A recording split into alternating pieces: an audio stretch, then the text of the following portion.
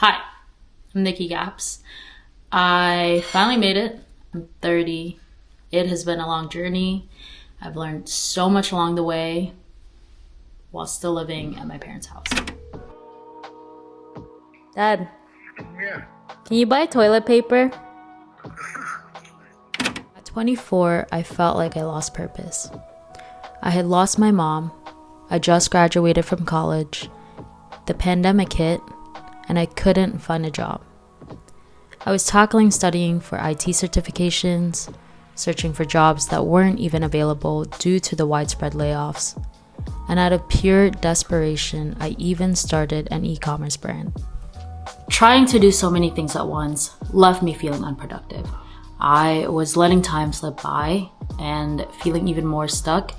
I watched a lot of things I learned in my 20s, 30s, and 40s, hoping to get some kind of guidance.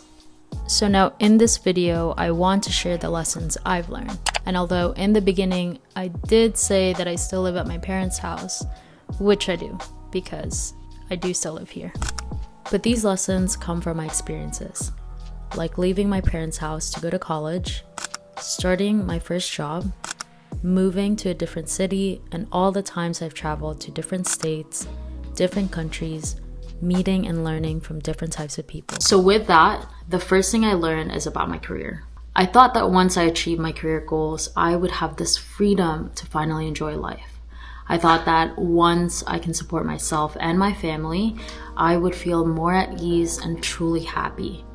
And I'm sure it's not unusual for us to feel like that once we have something, we want more. So we often focus on following this ideal blueprint, pouring all of our energy into it, seeing only our future, and neglecting everything else outside of it. But then I watched the Pixar movie Soul and fell in love with this quote. We've become so obsessed with finding what sparks us that we forget to enjoy just the basics. And this ties back to my core values, one of which is being a good daughter and sister. Instead of consuming all of my energy towards my business and career goals, I realized how important it is to just focus on the smaller yet meaningful things in life now. Like simply finding time to just being with my family. I knew this was something important to them and it was important for me. Because ultimately I was working hard for them. So we can spend more time together in the future. I'll focus less on working hard or working overtime to make more money, and instead dedicate more time to going on vacations or simply providing for my family. But unfortunately, not everyone gets a chance to do that later in life, like me. I initially went to college for my mom.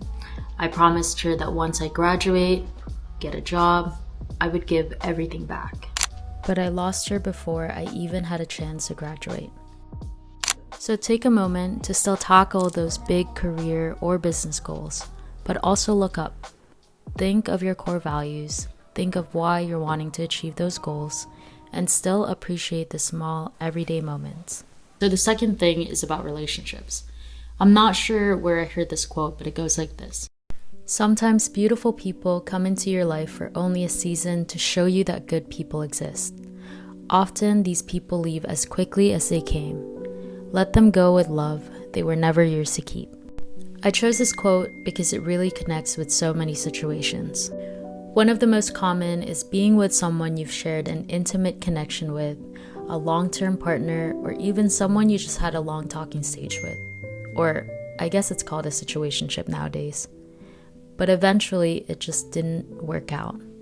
Another situation is rejection. Maybe there was someone you felt a strong attraction to, but they didn't feel the same way. Yet the fact that you felt so connected to them, or just that feeling, even if it wasn't returned, is still beautiful in itself. Either way, it might seem sad because it ended, but remember that love is everywhere. It's found through self-love, because someone's inability to love you or be with you doesn't define your self-worth. So be kind to yourself. Love also exists in our platonic relationships, which for me are just as important as romantic ones. Third is physical and mental well-being. I get it. We only live once. This is something that I used to say to myself, and honestly, I still say it quite often. Let's not live a structured life, right? Going out for drinks every Thursday, count me in. Eating whatever we want, why not? I have a friend who's very focused on their health. They would treat themselves during events or holidays, but their daily routine was centered around a strict diet and workout regimen. Another friend responded to this with, "Who cares about all that healthy stuff? You only live once." And while I do agree that you only live once, so enjoy it, but it's important to do things in moderation. Earlier this year, I traveled to another country, and because of my excitement and jet lag, I of course did not focus on my health. I was getting only 4 to 5 hours of sleep, eating whatever I wanted, drinking too much caffeine, and having some alcohol. But eventually it caught up to me.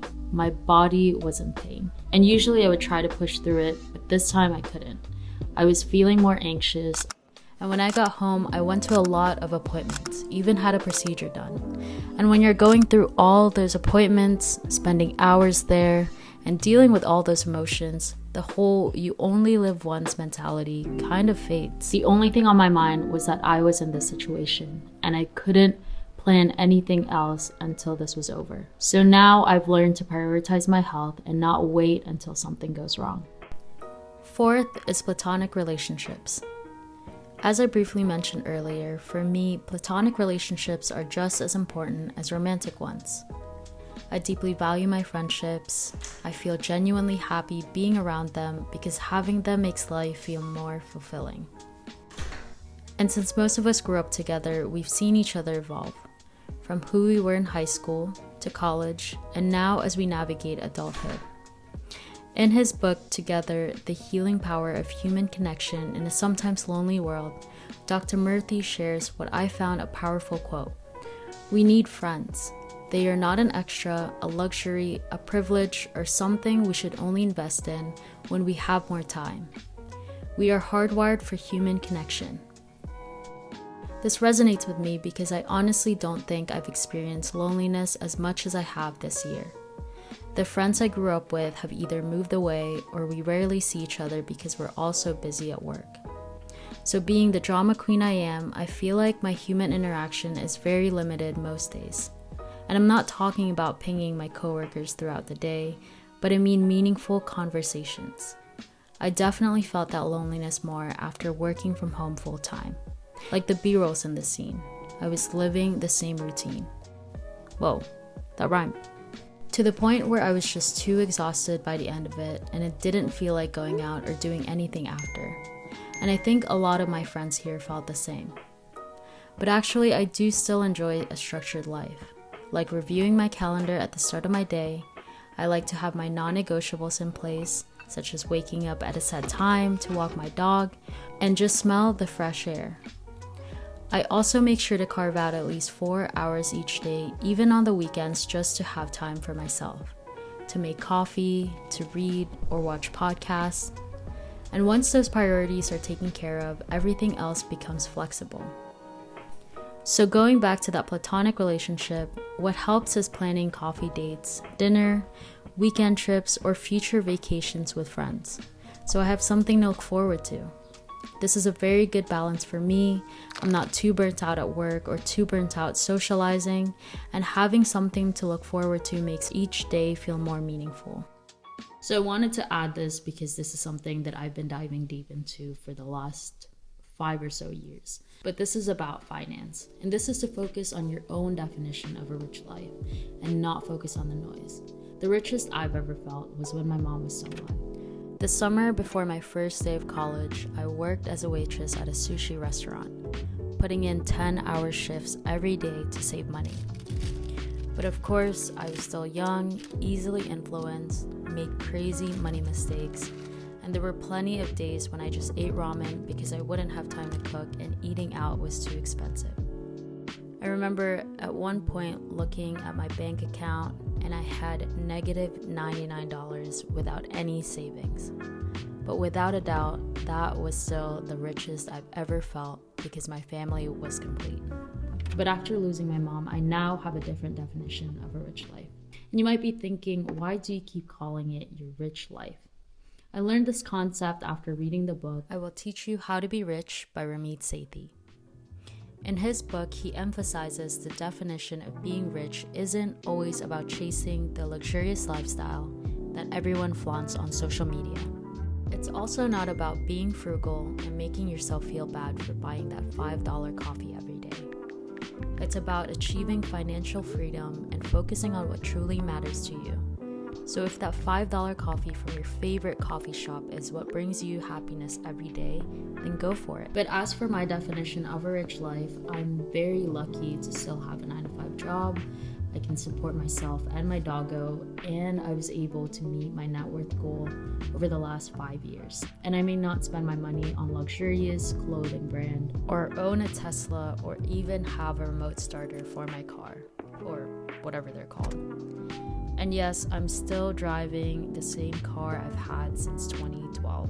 Look at my poor steering wheel. But I definitely spoil myself with traveling, and I don't hesitate to treat my family on a simple outing. So remember, each of us live our own unique story. We're all experiencing different things in life. The lessons I've learned and have shared in this video may not necessarily fit you, but that's what makes being alive a grand thing. So enjoy your own journey. And if you'd like to comment down below the things that you have learned, I would also love to learn from you and possibly make a video in the future about the things that I learned from all of you from the comments. And please, if you did like this video, give it a thumbs up. It would help a lot for me to know that people are watching, and it will push me to keep making more content like these.